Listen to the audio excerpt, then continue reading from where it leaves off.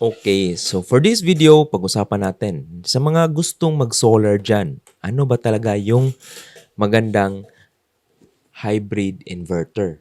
I'm gonna specific hybrid inverter. Kasi yung grid tie, dalawa kasi yung klaseng inverter. May off-grid, may grid tie, tsaka may hybrid, yung combination. Yung off-grid is meron ka talagang battery. From solar panel, kukuha ka ng energy sa sun. And then, i-charge mo yung battery mo. Battery para sa storage. Then, para magamit mo yung power ng battery is kailangan mo ng inverter. Inverter na tinatawag na DC to AC. Kasi yung battery natin is direct current while yung appliances natin like air condition, electric fan is using AC current. Kaya kailangan mo ng something na ganito. This is not a sponsored video, but this model specifically is POWMR. This is a 12 volts version. May kahawig to, meron din siyang 24 volts, meron din siyang 48 volts. So yun, ang daming specs ng inverter na andun na sa market.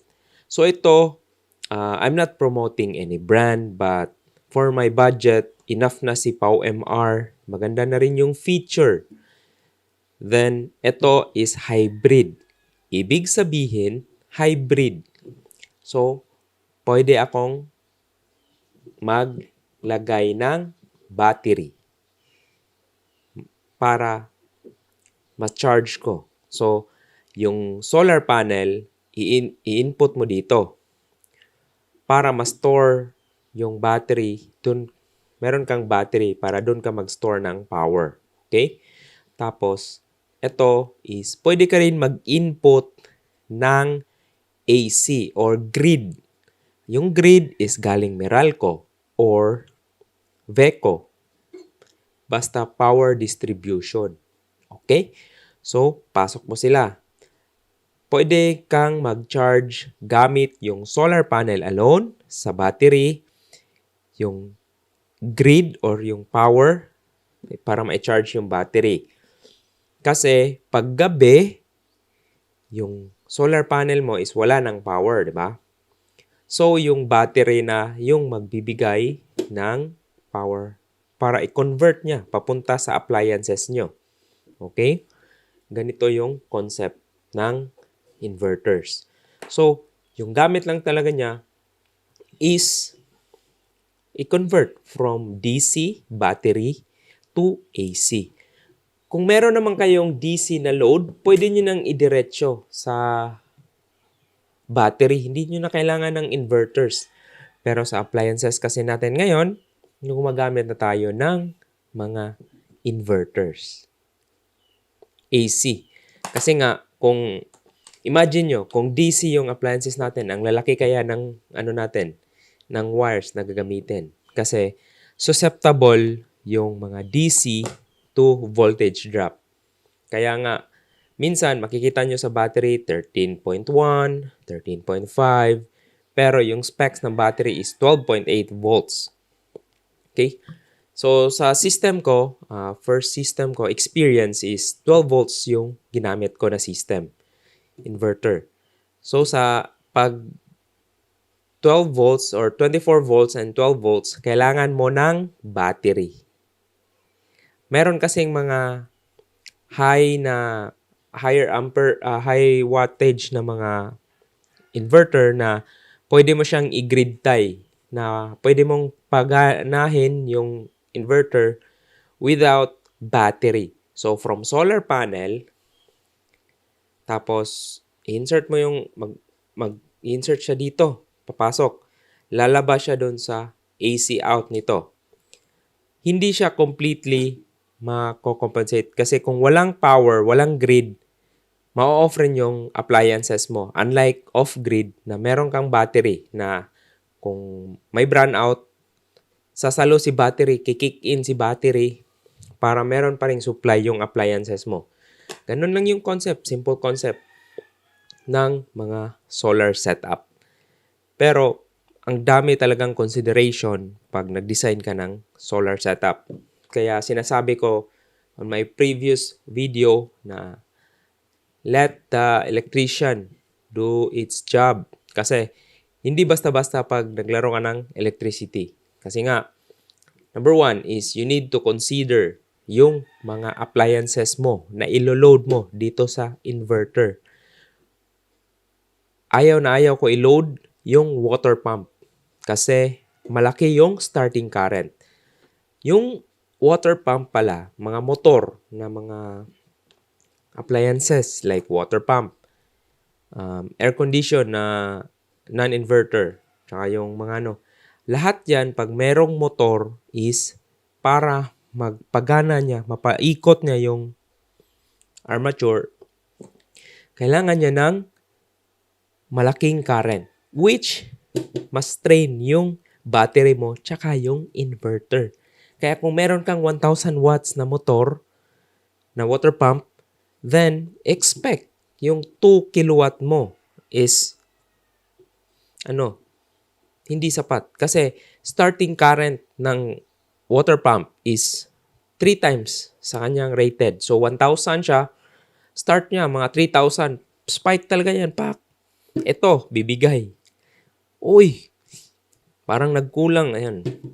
So, ma-shorten long lifespan ng mga inverter natin pag ginamit natin improperly pag overload. Yan yung tinatawag na overload kasi 3,000 watts. Okay? Tapos, yung mga refrigerator naman, tsaka Wi-Fi system, kayang-kaya nito. Kaya walang problema. Mga slow electronics ba? Wag lang yung mga motor. Okay? So, yun yung bantayan nyo sa pag-design nyo ng solar setup.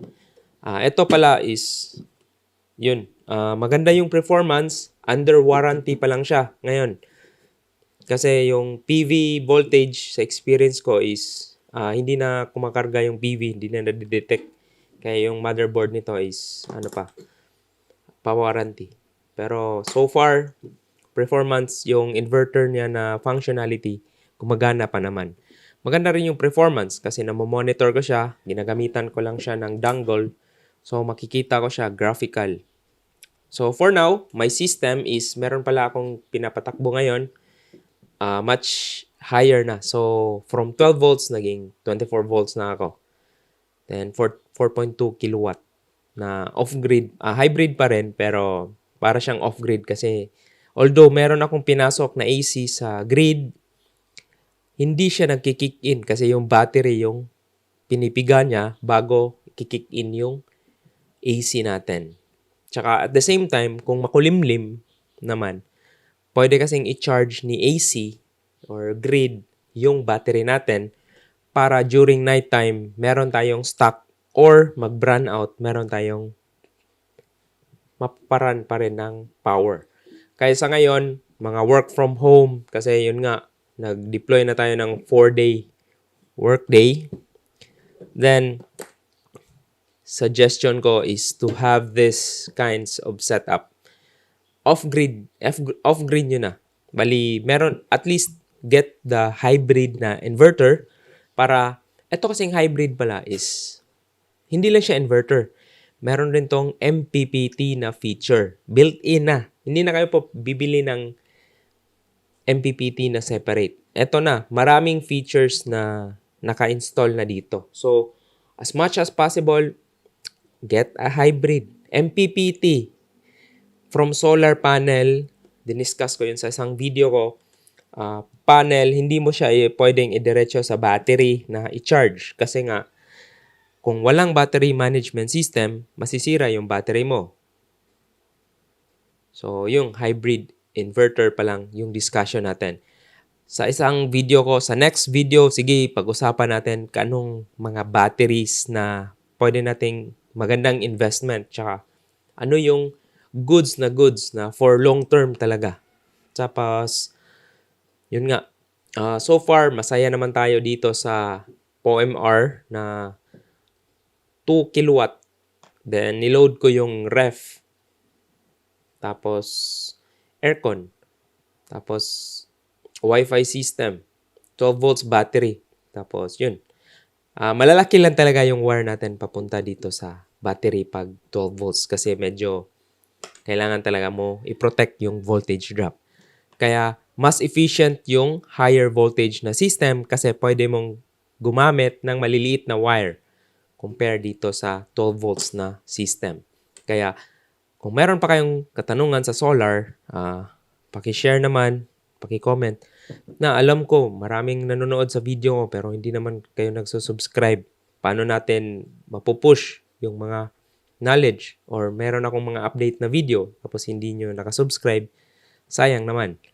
Paki-click na lang ng subscribe tsaka paki-share na rin sa mga gustong mag-solar dyan. Based ito from the real experience. Bali, last December 2025, nag-install ako dito. Then, maganda yung setup. Maganda yung running.